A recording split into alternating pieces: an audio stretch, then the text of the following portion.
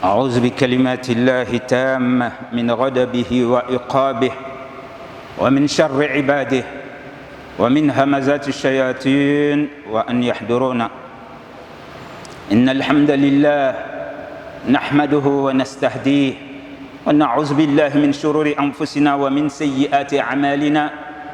من يهده الله فلا مضل له ومن يضلل فلا هادي له. وأشهد أن لا إله إلا الله وحده لا شريك له وأشهد أن محمدا عبده ورسوله صلوات الله وسلامه عليه وعلى آله وصحبه ومن تبعهم بإحسان إلى يوم الدين. Chers frères et sœurs, qu'Allah subhanahu wa ta'ala nous pardonne nos péchés et qu'il nous laisse voir beaucoup de vendredis dans notre vie. Alhamdulillah Rabbil Alamin. Aujourd'hui, nous commençons un nouveau mois, le mois de Sha'ban, mois au cours duquel le prophète nous donne cette information. Allah subhanahu wa ta'ala, il va élever nos œuvres pour que ce soit présenté à Allah. Et donc le prophète sallallahu alayhi wa sallam, il aimait jeûner la première quinzaine de ce mois, chers frères et sœurs. Parce qu'il va dire, c'est un mois que beaucoup de gens ignorent. Il nous donne l'information, c'est le mois au cours duquel Allah subhanahu wa ta'ala, il fait élever nos œuvres pour que lui, il aille regarder et que si il a besoin de quelqu'un, qu'il veut le guider, il le laisse voir le mois de Ramadan, mois au cours duquel il va te pardonner tous tes péchés si tu as pu jeûner le Ramadan.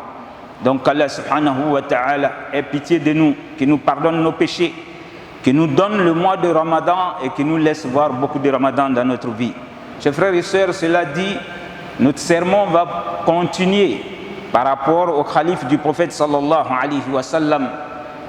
Les califes du prophète, comme il a dit, alaykum bi sunnati wa sunnati khulafa'i rashidin al-mahdiyyin, suivez ma tradition et la tradition de mes successeurs, ceux qui seront vraiment bien guidés. Alors après Omar, c'est Uthman radiallahu anhu qui va prendre la place du prophète sallallahu alayhi wa sallam. Huwa ashabi al-jalil ahad al-mubashirina bil jannah Uthman bin Affan bin al-As bin Umayya bin Abd Shams al-Qurashi al-Umawi. Donc ce disciple du prophète sallallahu alayhi wa sallam, qui est Uthman, il avait ses surnoms, on l'appelait Abu Amr avant l'islam, et quand il va voir son premier fils avec la fille du prophète sallallahu alayhi wa sallam, son surnom va changer. Ça c'était quand il était devenu musulman. Maintenant Abu Abdullah, parce que son fils s'appelait Abdullah. Alors on l'appelait aussi Zunurayn. Ce monsieur, ce grand homme, à ses 30 ans, il sera contacté par Abu Bakr, puisque Abu Bakr a contacté beaucoup de gens pour les amener voir le prophète et se convertir à l'islam. Ousmane est parmi ceux-là. Donc à 30 ans, il va embrasser l'islam par le truchement d'Abu Bakr. Et c'est pour vous dire que ça a été fait avant que la prière ne commence dans la maison de Arqam bin Arqam. Pour vous dire combien de fois ils sont parmi les premiers qui ont embrassé l'islam.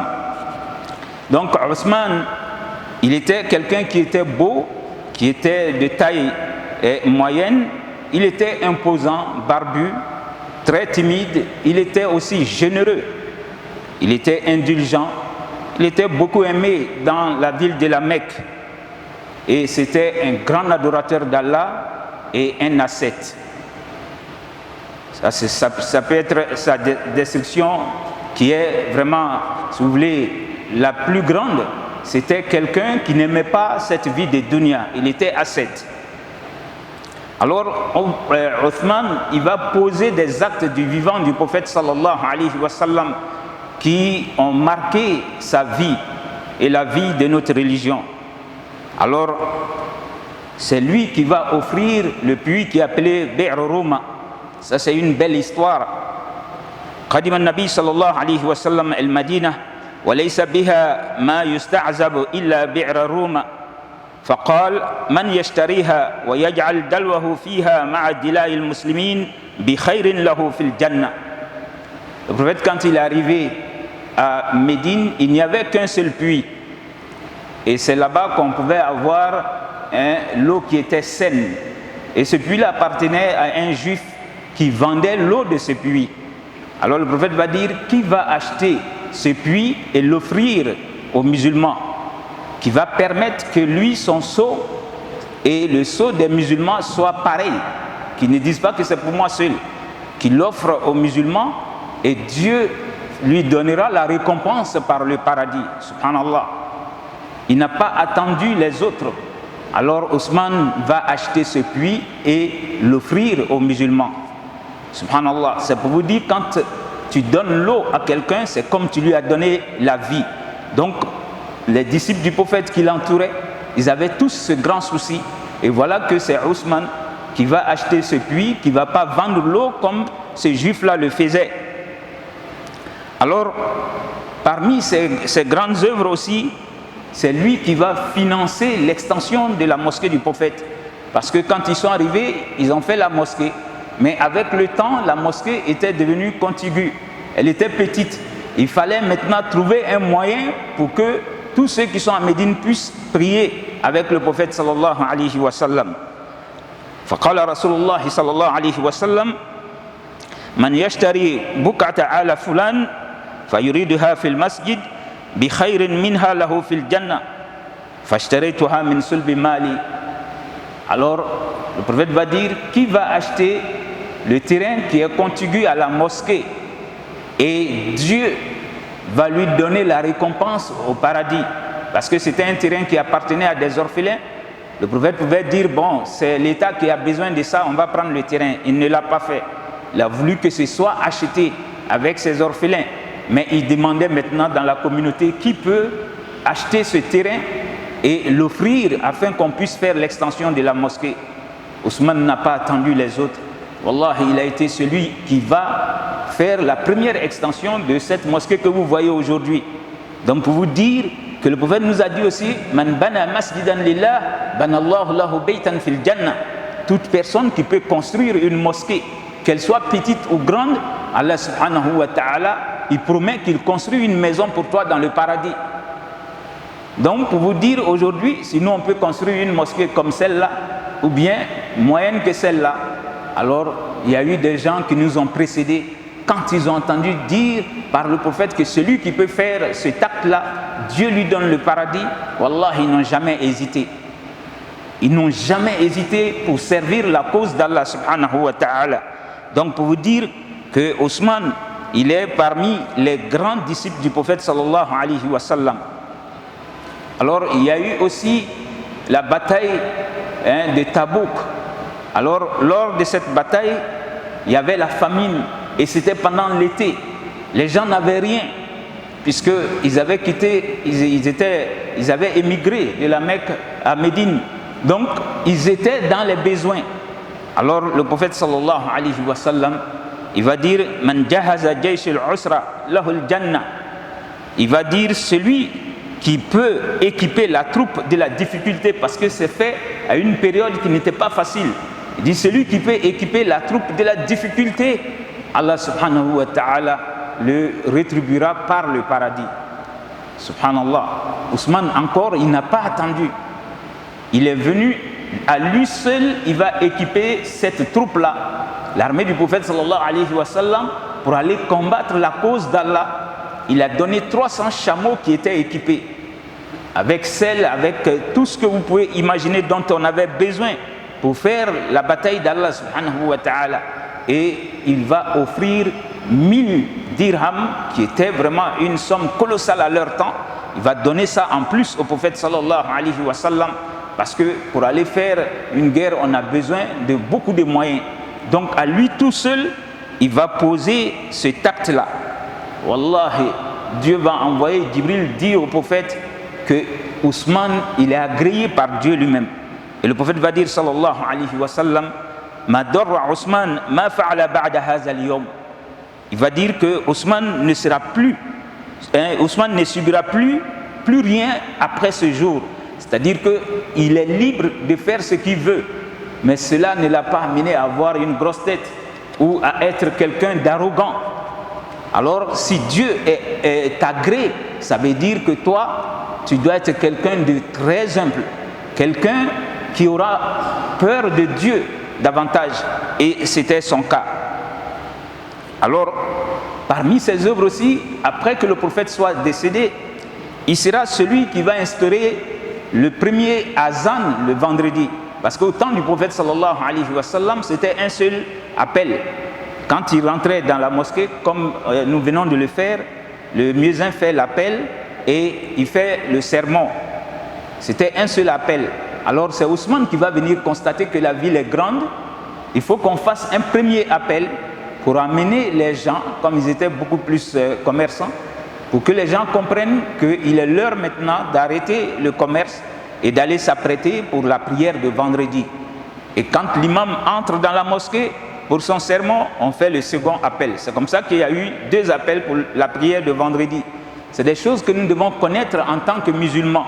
Et comme le prophète nous a dit de suivre sa tradition et la tradition de ses successeurs, c'est Ousmane qui a envoyé et effectivement, à midi, on fait un premier appel.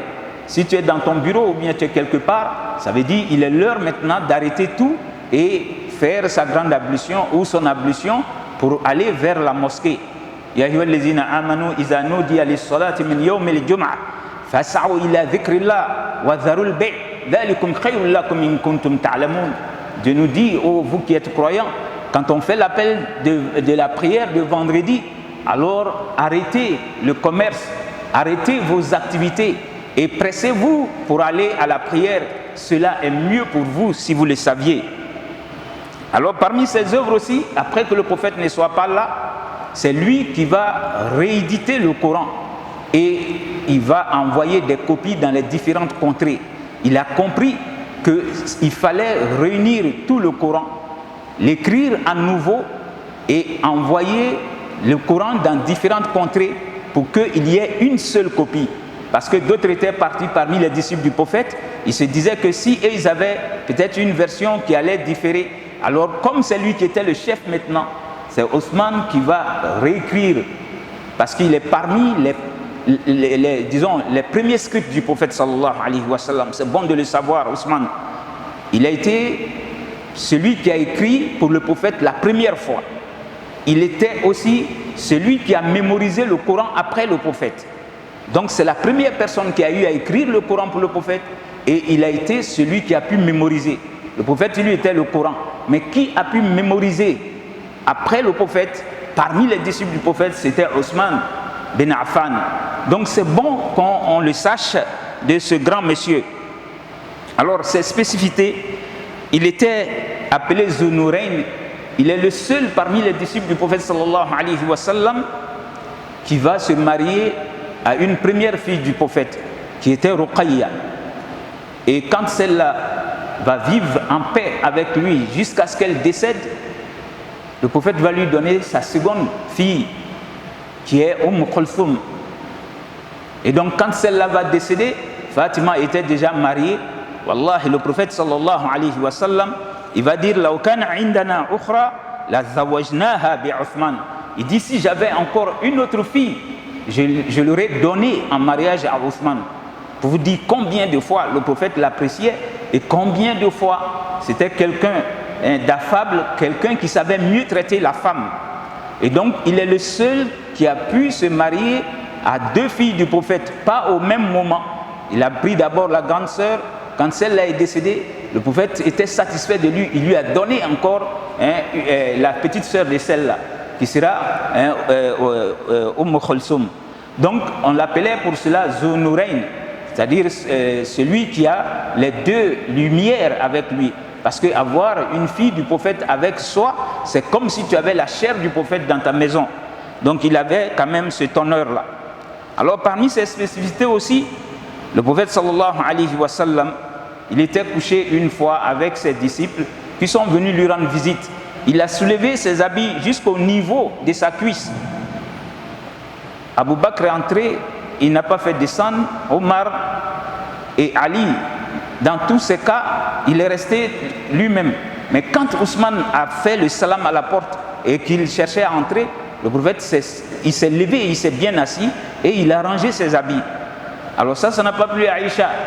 Après, elle va lui poser la question: comment se fait-il que moi, mon père, le père de Hafsa, qui est aussi ton épouse, et puis ton beau qui est Ali, tous ceux-là sont venus, mais tu t'es pas bien assis, tu n'as même pas bougé. Mais quand Ousmane, tu as entendu sa voix seulement, tu t'es bien assis, tu t'es bien arrangé, je ne comprends pas. Le prophète va dire, sallallahu alayhi wa sallam: ala astahyi mimman tastahyi minhu al-malaika. Aïcha, tu ne voudrais pas que j'ai honte de celui dont les anges ont honte? Subhanallah. Wallahi, ça c'est aussi grand. Voilà le prophète qui donne cette information par rapport à ce grand monsieur. Le prophète avait honte de lui. Il dit que les anges de Dieu ont honte de Ousmane, alors lui, il doit avoir honte de Ousmane. Alors, pour vous dire que, quoi que soit ton statut aujourd'hui, que tu sois cheikh, que tu sois imam, wallahi, tu ne pourras pas être comme ces gens-là. Et c'est bon souvent qu'on revienne sur leur histoire pour qu'on connaisse. Quand je porte le nom Ousmane, je ne dois pas être quelqu'un à mœurs dépravées. Je dois être quelqu'un qui doit ressembler à ce Ousmane-là. Donc, il sera aussi, comme le prophète l'a dit, likulli nabiyyin rafiq wa rafiqi yani fil janna Ousmane. Le prophète a dit, sallallahu alayhi wa sallam, tous les prophètes ont un compagnon qui sera avec eux. C'est-à-dire, le compagnon là va les accompagner jusqu'à dans le paradis. Et il a choisi Ousmane. Il dit, Ousmane sera mon compagnon dans le paradis. Subhanallah. Ça aussi, ce n'est pas donné à tout le monde. Que le prophète te désigne comme son compagnon dans le paradis, cela veut dire que toi, wallahi, tu marches entre les gens, mais tu n'es pas comme tout le monde. Donc ce grand monsieur, il va être le gouverneur des croyants, mais Allah peut éprouver tout le monde. À la fin, on va trouver qu'il y a un érudit yéménite qui va se convertir. Il s'appelait Abdullah bin Sabah. C'est bon de connaître le nom de ce dernier. C'était un érudit dans le judaïsme. Il va venir de Yémen à Médine pour se convertir devant Ousmane. Et c'était dans le but que Ousmane puisse faire attention à lui. Donc, quand il a vu qu'il n'avait pas d'égard pour lui, alors il a commencé à médire du gouverneur ou du chef. Il a commencé à parler mal d'Ousmane partout. Alors quand Ousmane a appris cela, il était quelqu'un de très doux, il va lui demander de quitter la ville. Ça aurait été quelqu'un d'autre, il l'aurait emprisonné. Mais il lui a demandé de quitter Médine, de ne pas venir mettre des troubles dans la cité. Et il va partir, Abdullah bin Sabah, il va aller en Égypte. Et quand il va arriver là-bas, il est entré en islam, il a embrassé l'islam avec une mauvaise intention. Son but était de venir mettre le trouble après le prophète sallallahu alayhi wa sallam. Donc il avait une doctrine. Il va dire, quand il va arriver là-bas, il va dire aux croyants, les chrétiens disent que Jésus doit revenir. Mais je crois que c'est les musulmans qui doivent prétendre que le prophète Mohammed va revenir. Parce que quand le prophète est décédé, Omar n'a pas supporté. Il ne voulait même pas qu'on dise que le prophète est décédé. Et il a dit que celui qui le disait, il allait lui trancher la tête. C'est Abu Bakr qui va l'amener à travers certains versets à comprendre que le prophète devait mourir et que c'est Dieu qu'on adore, mais le prophète, innaka mayyit wa innahum mayyitun, Dieu lui dit, il dit au prophète dans le Coran, tu es mourant et tous ceux qui t'entourent vont mourir aussi. Donc quand Omar a appris cela, il s'est calmé et il a laissé tomber. Il était d'accord que le prophète est effectivement décédé. Lui, il va revenir avec ça. Il va dire, si Jésus doit revenir, alors les musulmans doivent prétendre aussi que le prophète doit revenir. Subhanallah. Voilà que la fitna va commencer dans la communauté. Et il va prendre un verset qui est dans Surat al-Qasas. Inna allazi farada alayka al-Qur'an la raduka ila ma'ad. Dieu dit ici, celui qui t'a révélé le Coran, alors il va te ramener certainement au bercail. Ça c'était dit au prophète pour dire que même si on t'a chassé de la Mecque, un jour Dieu va te permettre de reconquérir cette ville-là. Mais lui, il viendra traduire ça autrement et amener les gens à dire que le prophète doit revenir, subhanallah. Et quand les gens ont accepté cela, il va ensuite dire que tous les prophètes, les 124 000 prophètes, et tous, ils avaient un wazir, c'est-à-dire un ministre. Alors que pour lui, le wazir du prophète Mohammed sallallahu alayhi wa sallam, c'est Ali. Donc il dit qu'on a usurpé la chefferie d'Ali et on a remis ça à d'abord Abu Bakr, ensuite Ousmane, ensuite Omar et Othman. Donc pour lui, il se bat pour Omar, il se bat pour Ali, alors que ce n'est pas vrai. Donc ça c'est la deuxième thèse. Le prophète doit revenir et celui qui devait être son ministre pour le remplacer, on a usurpé la chefferie à ce dernier. Alors il va ensuite aller prendre encore un autre verset du Coran: Kuntum khayra ummatin ukhrijat linnas ta'muruna bil ma'ruf wa tanhauna 'anil munkar wa tu'minuna billah. Il dit que nous sommes la communauté la mieux parmi les hommes qui a été choisie par Dieu. Alors nous recommandons le bien, nous interdisons le blâmable et nous croyons en Dieu. Donc pour lui, il faut venir parler à Othman parce que Othman s'est mal comporté. Il va créer une rébellion et c'est cette rébellion, pour rendre plus court, qui va arriver jusqu'à assassiner Othman. Subhanallah. Othman était quelqu'un qui pouvait lire tout le Coran avec 2 rakats dans la nuit. Et il jeûnait beaucoup, il jeûnait tellement beaucoup. Alors le jour qu'ils sont venus entourer sa maison, combien de temps? D'autres ne voulaient pas qu'on essaie de le toucher, mais ceux qui étaient venus de l'Égypte, ils voulaient forcément entrer, alors que lui, il lisait son Coran. Il va s'endormir un moment et il va voir le prophète dans son rêve. Il va se plaindre, il va dire au prophète que je ne sais pas qu'est-ce que j'ai fait, mais les gens, ils s'en prennent à moi en tant que leur chef. Le prophète va lui dire: tu vas venir rompre le jeûne avec moi. Et donc quand il est revenu à lui, il s'est réveillé.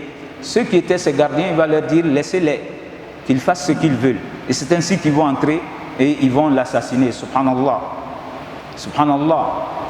Alors que le prophète avait prédit que si une fois que le sabre va s'abattre sur Othman, l'union de la communauté ne sera plus comme à son temps. C'est-à-dire au temps du prophète, les gens s'aimaient réellement. Mais il avait prédit cela. Une fois que cette fitna arrivera, ça sera difficile de voir qu'il y ait une vraie communauté musulmane qui se font attention, qui regardent les uns les autres. Alors c'est ce qu'on constate aujourd'hui. Nous sommes tous musulmans, mais lorsqu'il s'agit de la politique ou même du gain, on oublie que l'autre dit La ilaha illallah Muhammad Rasulullah, et que c'est ce que moi j'ai dit. Nous avons le même Dieu, le même prophète, le même Coran, la même direction de prière, mais je dis il est burkinabé, il est malien, il est ceci. On oublie tout de suite, subhanallah. Alors que Dieu dit, c'est nous qui sommes des frères.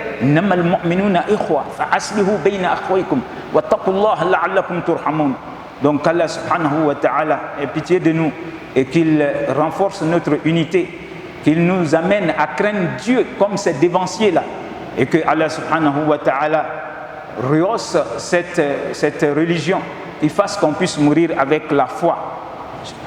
Brothers and sisters, our topic today is about Uthman, the third caliph